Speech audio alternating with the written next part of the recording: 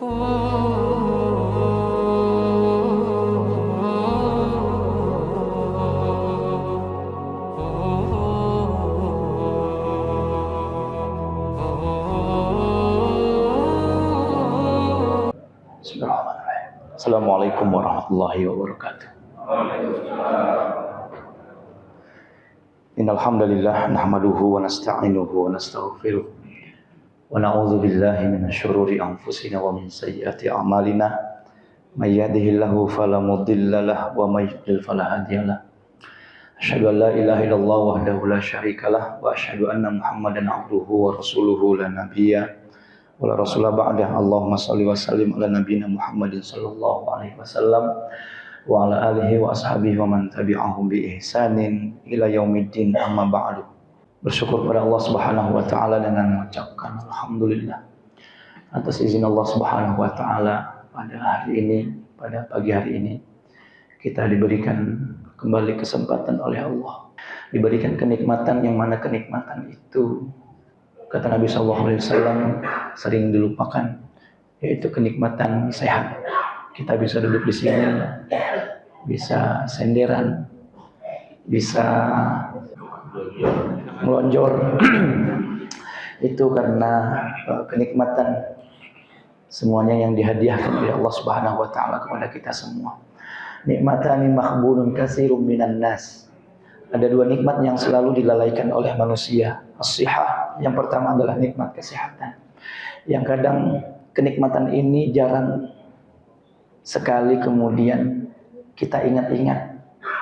Kalau ingat ketika udah sakit, betapa kemudian sehat itu sangat luar biasa. Orang bisa menghabiskan hartanya yang ia kumpulkan demi untuk memulihkan kembali kesehatannya. Ya, kita bersyukur bisa lonjoran, bisa duduk, bisa bersila, meskipun rada-rada pegel, rada-rada kesemutan, ya, nggak apa-apa. Ya. Yang penting saya sehat. Yang kedua adalah al-faragh. Ya, al-faragh itu nikmat waktu luang. Ya. Banyak orang yang kemudian mengisi waktu luangnya dengan hal-hal yang tidak bermanfaat. Ya. Banyak yang kemudian mengisi waktu luangnya karena banyak duit, waktu luangnya ke tempat-tempat yang diharamkan, tidak diridhoi oleh Allah Subhanahu wa taala. Dan orang ke masjid itu sekarang aneh. Begitu azan, kok ke masjid? Nah, jadi pertanyaannya, kok ke masjid? Ibu-ibu mau kemana? Ke masjid. Kok ke masjid? Nah, jadi ke masjid itu sesuatu yang aneh. Maka antum di sini kalau ke masjid sekarang ini adalah orang-orang yang asing. Ya, antum itu al-ghuraba, apalagi subuh-subuh. Ya, orang itu subuh-subuh ke pasar.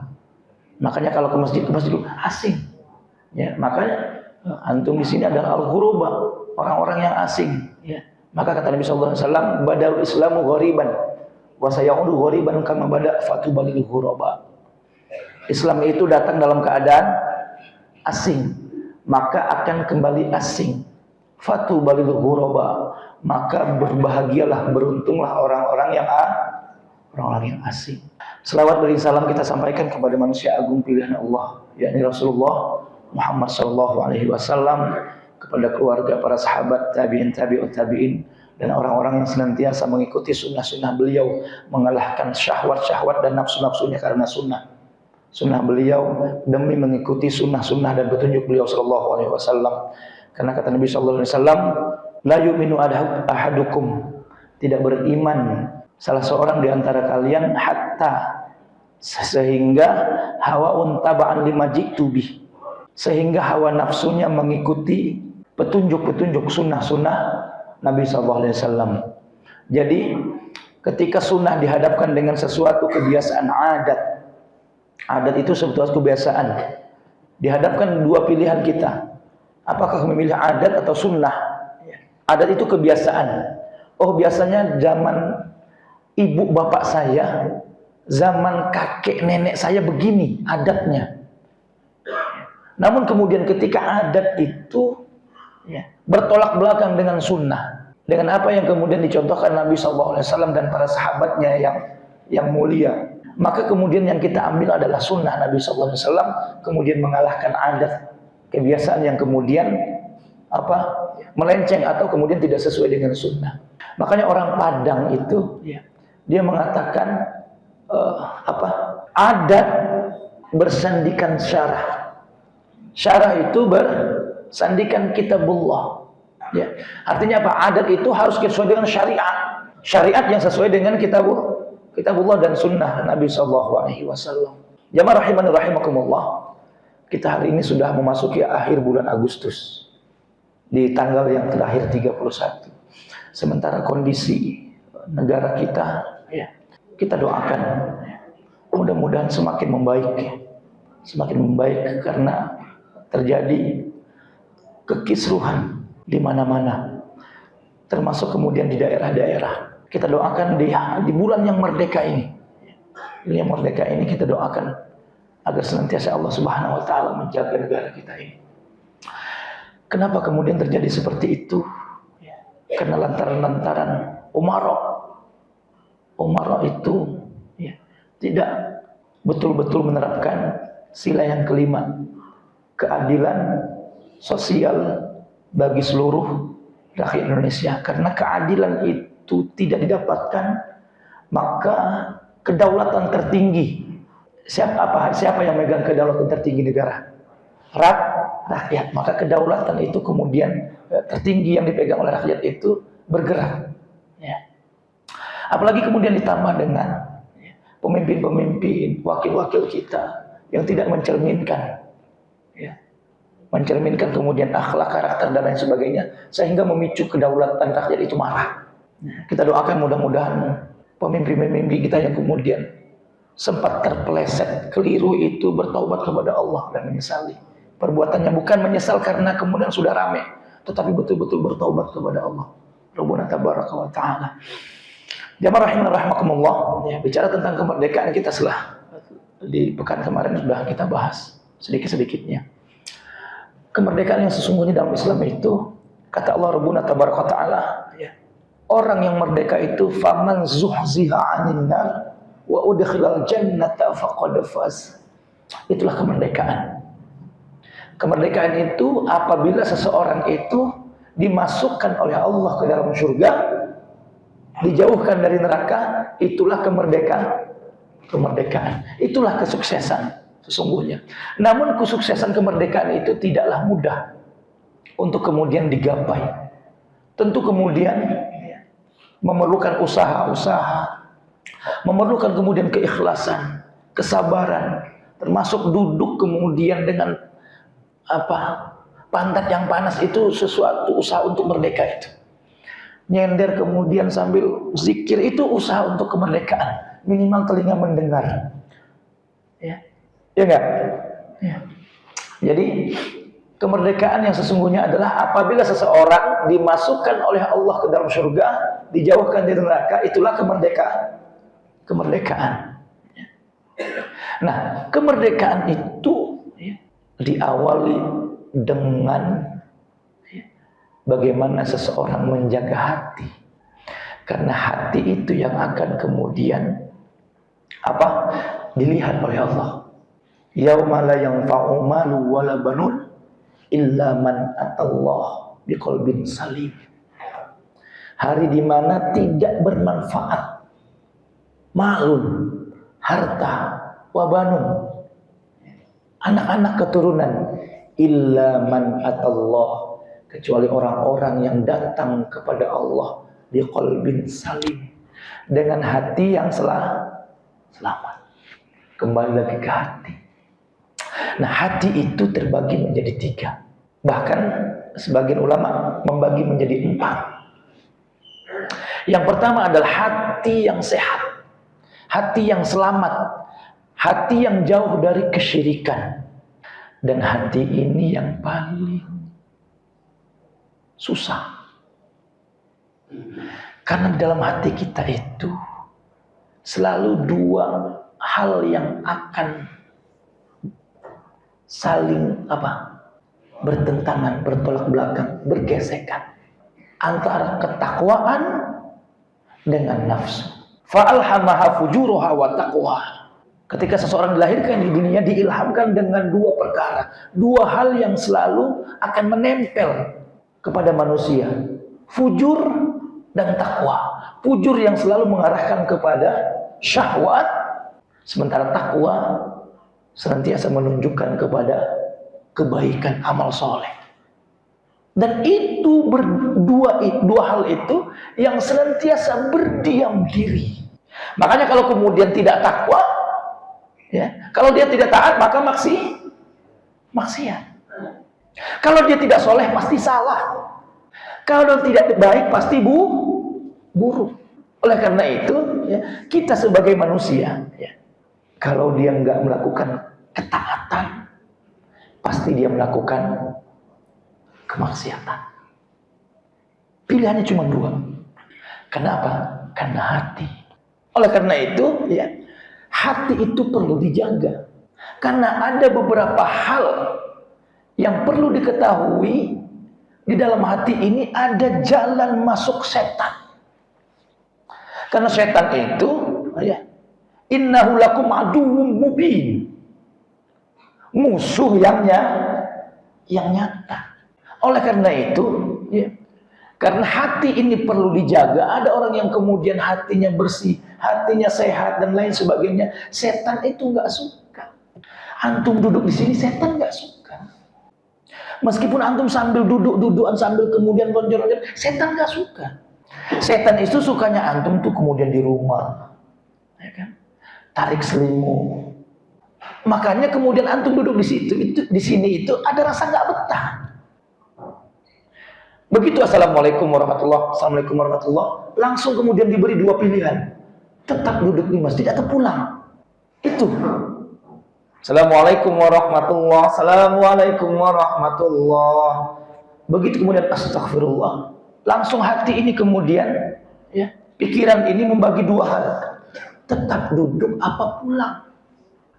Kalau pulang berarti kemudian, ya, ada yang kemudian menarik di rumah sehingga pulang, atau ada urusan dan lain sebagainya. Tapi kemudian kalau ada urusan nggak masalah, tetapi kemudian pulang, ya, kemudian dan buka sesuatu di HP yang tidak bermanfaat dan lain sebagainya. Penasaran apa kemudian saat ini apa yang terjadi. Sekarang live itu udah dimatikan, Pak, Bu. Jadi antum nggak bisa lagi ngeliat live TikTok, live yang lainnya, karena sekarang dimatikan. Kemarin masih nyala, sekarang dimatikan. Yang bisa itu cuma yang udah di-upload, ya. Ya dimatikan untuk beberapa saat. Allahu a'lam, kita nggak tahu. Kita nggak usah bicara di situ lah, kita bicara jalan masuknya setan aja di dalam hati. Ya. Di antara kemudian jalan-jalan yang paling dahsyat, ya, masuknya setan ke dalam hati itu. Kenapa? Karena hati itu kan ibarat benteng, ya. Benteng, ya. Sementara setan ialah musuh yang selalu ingin menerobos agar bisa menguasai dan mengendalikan kita ini. Ya. Dia datang dari depan, belakang, kiri dan kanan. Bahkan datang dari segala penjuru. Nggak bisa kemudian dirayu orangnya, dirayu bininya, anaknya. Terus seperti itu bagaimana kisah Ibrahim alaihissalam. Nggak bisa merayu Ibrahim, dirayu istrinya. Nggak bisa kemudian merayu istrinya, rayu anaknya. Nggak bisa merayu anaknya, rayu cucunya. Untuk apa? Untuk melencengkan kita semua. Ya. Oleh karena itu, ya, setan itu mencari pintu-pintu yang celah-celah yang bisa dimasuki dalam hati ini. Kenapa hati yang dimasuki? Karena hati adalah kepalanya, ya, raja. Pergerakan tubuh kita, pergerakan badan kita ini, ya, dikontrol atau kemudian dikomandani oleh hati. Maka dalam hadis Nabi SAW dikatakan, ya, inna fi jasadi mudghah. Sungguh di dalam, ketahuilah, ya, sungguh di dalam hati itu terdapat segumpal daging. Iza solahal jasadu kullu. Jika baik segumpal daging itu, maka baiklah semua kemudian anggota badannya. Tangannya baik, matanya baik, telinganya baik, semuanya baik. termasuk matanya baik. Mata fungsi apa mata? Fungsinya apa mata?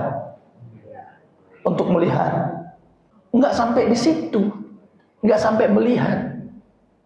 Fungsi mata itu untuk melihat yang baik, yang baik-baik itu fungsinya mata. Kalau melihat yang salah berarti bukan fungsi mata. Dalilnya ghaddul basar, tundukkan pandangan. Itu kan kemudian menunjukkan dalil ya, bahwa kegunaan fungsi mata itu untuk melihat yang baik-baik. Fungsi tangan untuk kemudian apa? Memegang, menyentuh yang baik. Yang nggak baik jangan disentuh. Fungsi kaki untuk melangkah ke tempat yang baik. Intinya apa? Seluruh ya, organ tubuh kita, termasuk kemudian ya, tangan, apa segala macam itu, fungsinya itu untuk sesuatu yang baik. Dan yang baik-baik itu tergantung hati. Kenapa korupsi? Bukan dia nggak tahu dalil, bukan dia nggak takut penjara, bukan dia nggak takut kemudian ya, ketahuan, bukan.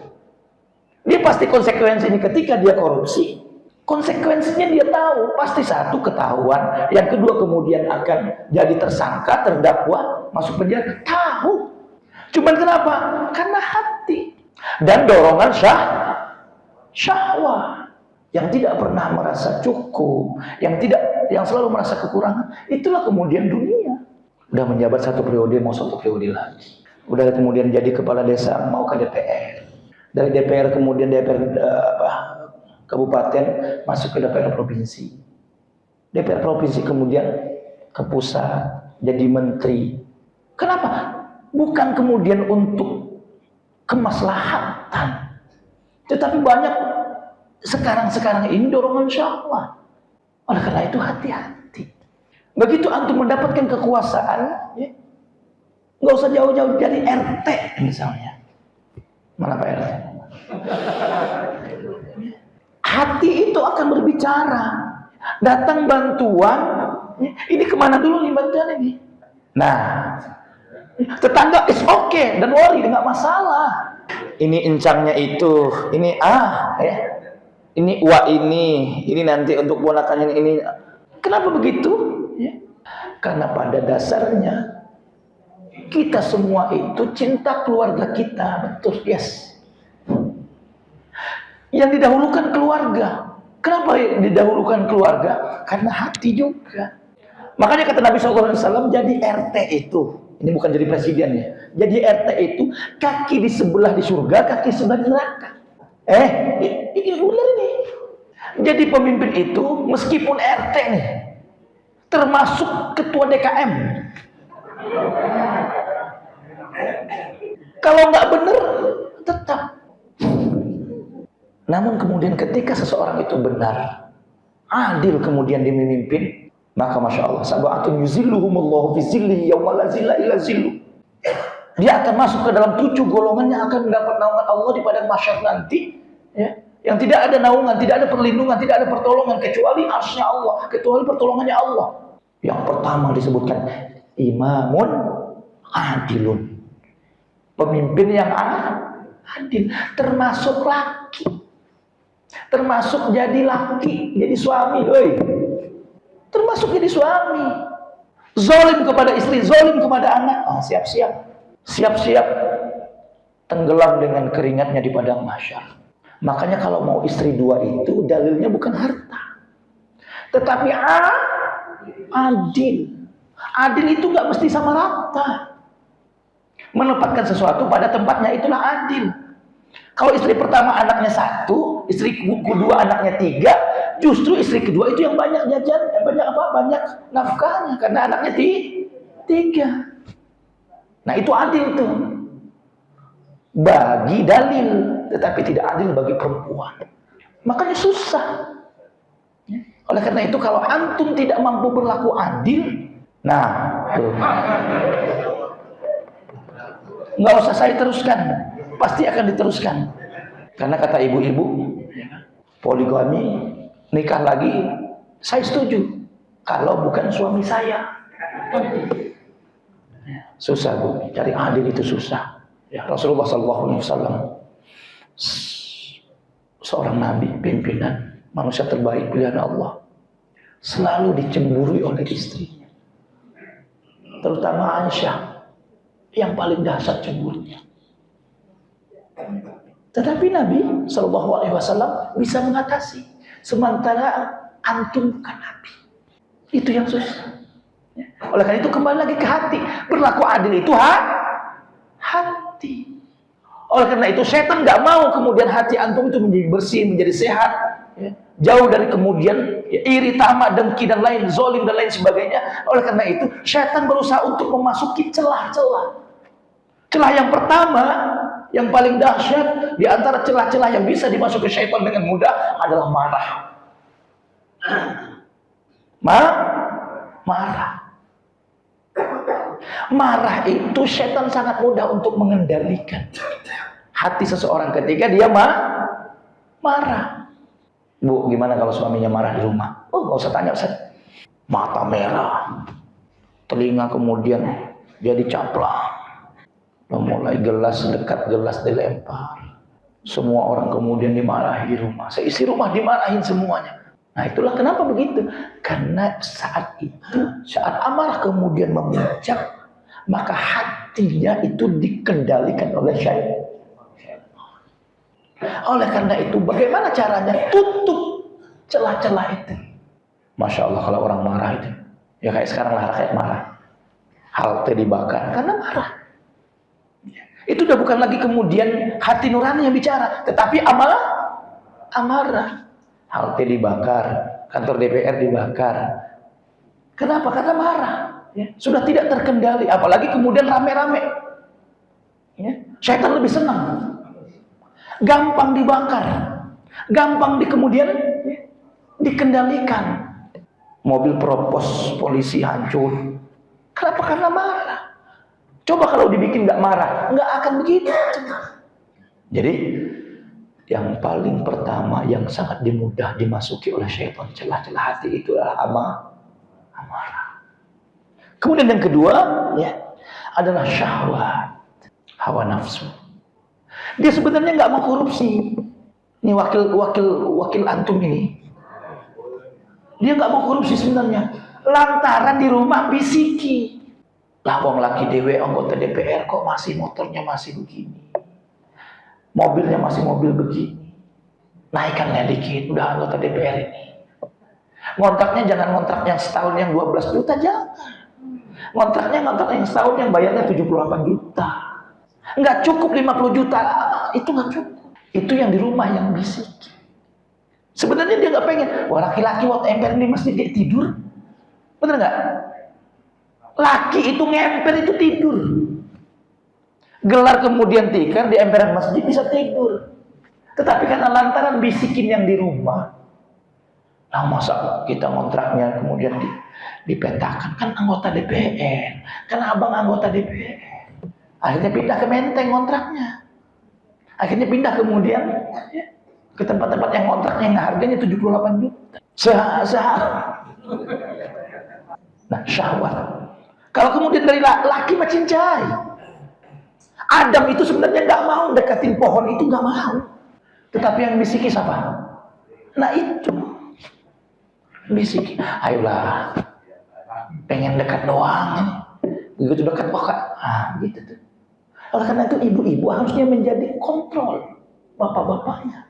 Tetapi kalau udah syahwat, ya, hedon, gaya hidup yang hedon, Masya Allah, sumber syahwat itu akan terus berdatangan. Mobil ini kurang, mobil ini lagi.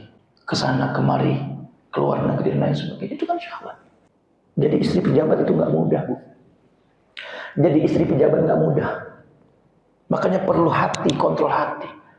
Pakai kendaraan yang sederhana dikatain.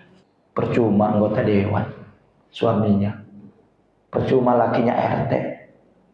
Percuma lakinya desa. Begitu pakai yang mewah, nggak benar juga, tetap aja dikatain juga. Ini pasti hasil korupsi nih. Susah ini, jadi ibu-ibu itu juga bisa susah. Tetapi karena ibu-ibu itu lemah, perempuan ini lemah. Terutama kemudian dengan harta. Ini benar nih. Makanya ibu-ibu itu, istri itu diuji dengan apa? Dengan ekonomi. Kalau ekonomi kemudian keluarga itu sudah mulai melemah dan lain sebagainya. Di situ juga setan masuk tuh. Tadi dibacakan oleh apa? Oleh imam itu. Yufarriqu bainal mar'i wa zawji. Setan itu berusaha untuk menceraikan antara suami dan istri. Dan yang paling mudah adalah dari syahwat. Syahwatnya itu ekonomi. Antum cek di KUA itu kasus perceraian itu. Nah, tentang hal yang lain itu dikit, pasti ekonomi. Karena nggak nafkahi, karena itu, karena ini dan lain sebagainya. Syahwat. Dan dunia ini kita nggak cukup kalau dikasih satu harta nggak cukup. Nggak cukup dikasih harta itu satu gunung Uhud nggak cukup, pengen yang kedua dan ketiga. Sampai kemudian tanah itu masuk ke dalam mulutnya, artinya dia meninggal. Dan begitulah sunatullahnya dunia itu. Oleh karena itu, ya, bagaimana kemudian kita nggak cinta dunia? Ya, kembali lagi ke hati, tata hati. Ikhwani fillah azakumullah. Itulah pintu-pintu syaitan yang paling dahsyat dua ini. Pintu yang selanjutnya adalah yang berbahaya adalah iri. Senang melihat orang susah, susah melihat orang senang. Senang melihat orang susah. Orang susah kok senang banget rasanya ya. Bahagia. Tetangga kemudian nggak makan, utang di sana-sana, kok bahagia ya? Tetapi kemudian tetangga beli motor baru, beli kendaraan baru, khawatir, susah, sampai sakit. Begitu dicek jiwanya gangguan jiwa gara-gara tetangga beli mobil baru. Nah, orang Jepang itu meneliti 90% orang yang sakit itu bukan karena makanan, tetapi karena pikiran. Pikiran itu datang karena hati nggak baik. Oleh karena itu hati itu mesti diselamatkan, mesti bersih. Dan susah. Setan itu merayu kita itu per detik. Jam 5.41 soleh, jam 5.45 ketika kelar itu bisa jadi salah. Begitu keluar, ya kan? Melihat kemudian orang, ibu-ibu begini, ada kemudian orang yang pakaian compang-camping, mulutnya mulai ngomong, itu ibu kayaknya nggak diurusin sama lakinya tuh. Padahal jam 5.41 itu soleh dan soleha, masya Allah, soleh dan solehanya luar biasa. Duduk sambil gini-gini tapi zikir sambil mendengarkan, pahala terus yang didapatkan. Begitu keluar, masya Allah, jadi salah. Oleh karena itu mulut juga mesti dijaga. Ada dua lubang yang mesti dijaga oleh manusia. Kepada lubang yang pertama mulut, yang kedua adalah kemaluan. Mulut, gara-gara mulut, kata peribahasa itu, gara-gara mulut badan binasa. Gara-gara mulut rumah dijarah tuh. Ke situ lagi ya.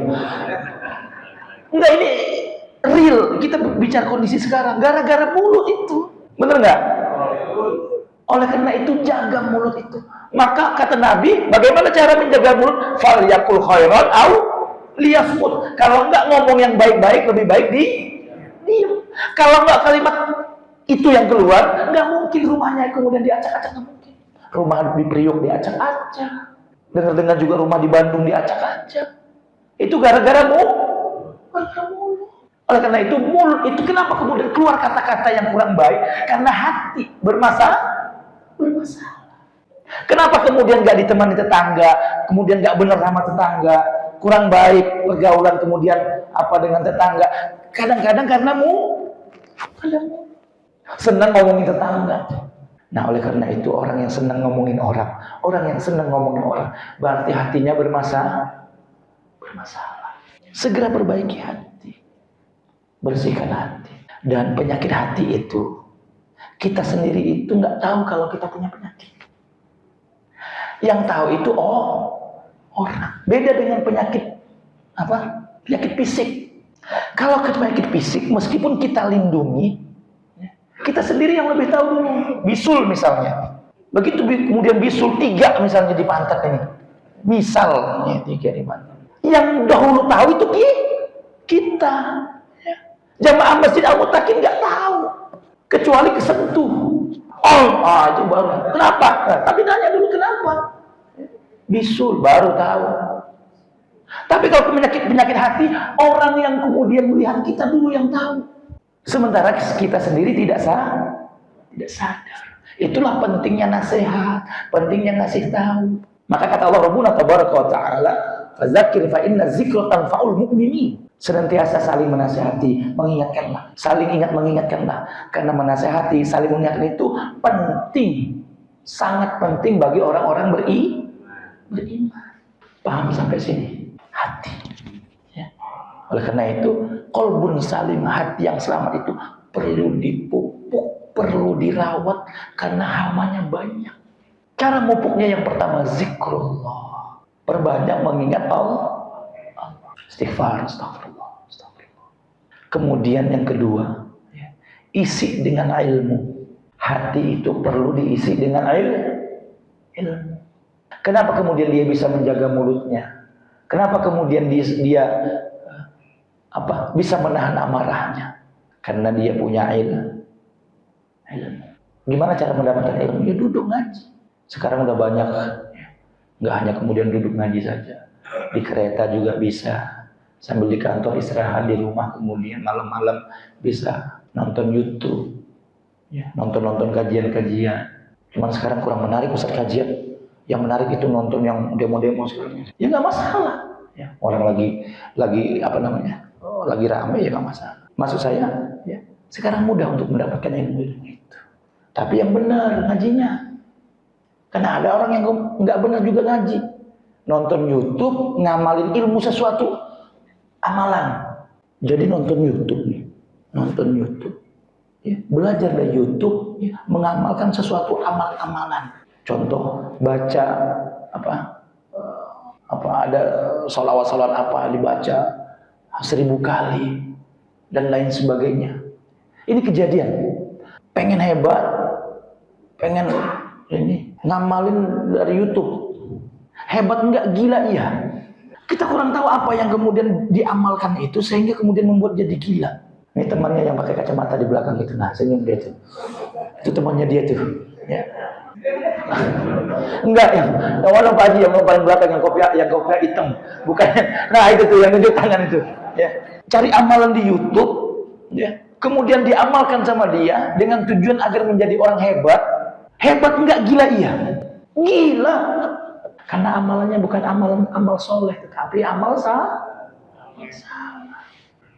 Amal soleh itu sudah jelas apa yang kemudian datang dari Allah Rabbuna tabaraka wa ta'ala dan Nabi sallallahu alaihi wasallam. Ya. Itu amal soleh. Ya. Yang ketika dilakukan kemudian kita harus ikhlas dan ittiba. Itu amal soleh. Nah, tapi kemudian zikir 1000 harus diamalkan, kemudian itu. Habis itu gurunya mbah YouTube. Nah, hati-hati. Kenapa kemudian begitu hati? Bersihkan hati, terutama dengan tadi itu dengan ilmu. Masya Allah, ilmu itu sangat berpengaruh bagi kita. Ya, kita nggak perlu cerita banyak tentang ilmu lah. Antum sudah merasakan ilmu tentang rumah tangga, berilmu kemudian tentang dunia ilmu bisnis dan segala macam. Ilmu itu penting. Ya. Sampai kata Allah Rabbuna tabaraka wa ta'ala, apakah sama? Hal yastawil ladzina ya'lamuna wal ladzina la ya'lamun. Apakah sama orang yang tahu dengan orang yang enggak tahu? Udah enggak perlu dijawab, pasti beda. Tahu cara bagaimana menata hati. Akhirnya kemudian yang diucapkan hanya yang baik-baik, yang dipandang hanya yang baik-baik, yang dimakan hanya yang baik-baik, yang dipegang, yang digapai hanya yang baik-baik. Nah, itu orang yang kemudian pandai menata hati. Ketika seseorang apa yang kemudian menjadi amalannya, menjadi perilakunya, menjadi karakternya sesuatu yang menunjukkan kebaikan, ke yang baik-baik, yakinlah bahwa hatinya sedang sehat, sedang selamat. Wa idzal fasadal kullu. Tapi kalau hati itu sakit, maka seluruh anggota tubuhnya itu akan merasa sakit. Maksud sakit ini adalah bukan kemudian sakit seperti sakit kedokteran, bukan.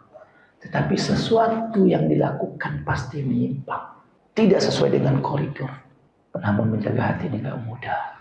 Setan selalu berdetik membisikkan kepada kita. Setan itu membisikkan kepada kita dalam dua hal. Menakut-nakuti kita agar tidak berbuat baik, agar tidak taat kepada Allah. Kalau kemudian seseorang taat, dirayu lagi kemudian agar ketaatan itu tidak ikhlas. Kalau taat nih, Masya Allah, luar biasa taatnya. Digoda dari ketaatan itu, agar kemudian jadi ingin ria, amalan ingin dilihat sama orang. Tidak gampang menjaga hati, ikhwan fillah azakumullah. Oleh karena itu menjaga hati itu setiap saat. Menjaga hati setiap saat. Setiap saat. Kita bermohon kepada Allah Subhanahu wa taala. Mudah-mudahan Allah menjaga hati kita semua. Karena kebaikan-kebaikan itu lahir dari hati yang bersih, hati yang sehat, kesolehan.